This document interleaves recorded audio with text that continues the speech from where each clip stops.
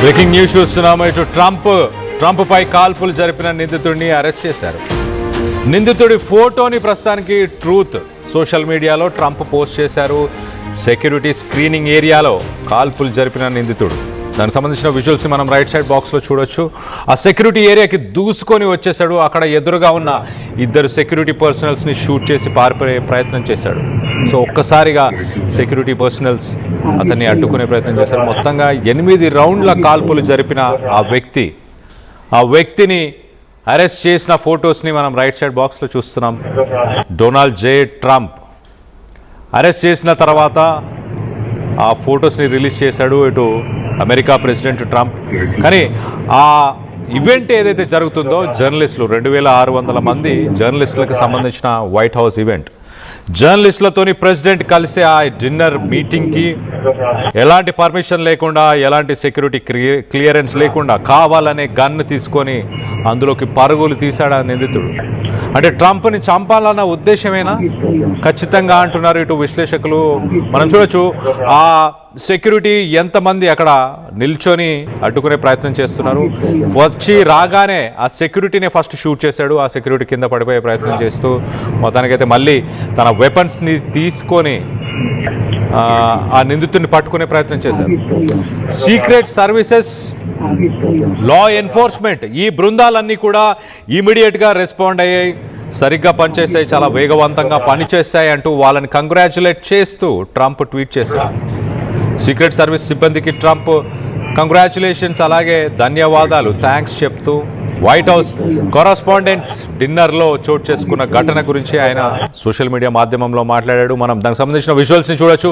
ఆ విజువల్స్లో ఒక్కసారిగా ట్రంప్ని ఒక సేఫ్ జోన్కి, ట్రంప్తో పాటు ఇటు మెలనీ, వైఫ్ మెలనీ, అలాగే వైస్ ప్రెసిడెంట్ జేడీ వ్యాన్స్, వీళ్ళందరినీ కూడా ఒక సేఫ్ అండ్ సెక్యూర్డ్ లొకేషన్కి సీక్రెట్ సర్వీసెస్ ఏజెంట్స్, అలాగే మెట్రోపాలిటన్ పోలీస్ వీళ్ళందరూ కోఆర్డినేషన్తో ఇమీడియట్గా సేఫ్ ప్లేస్కి తీసుకెళ్ళినట్టు తెలుస్తుంది. కాల్పులు జరిగిన సమయంలో ఈ ఈవెంట్లో అమెరికా ప్రెసిడెంట్ ట్రంప్తో పాటు తన వైఫ్ మెలనీ, అలాగే America vice president JD Vance, అలాగే కీలక నేతలు ఇటు Pete Hegseth defence secretary, Marco Rubio, ఇలాంటి కీలకమైన ఇంపార్టెంట్ పర్సన్స్ అని చెప్పొచ్చు, కీలక నేతలు అని చెప్పొచ్చు, వీళ్ళందరూ కూడా ఆ ఈవెంట్లో మరి ఉన్న సమయంలోనే ఈ ఘటన చోటు చేసుకుంది.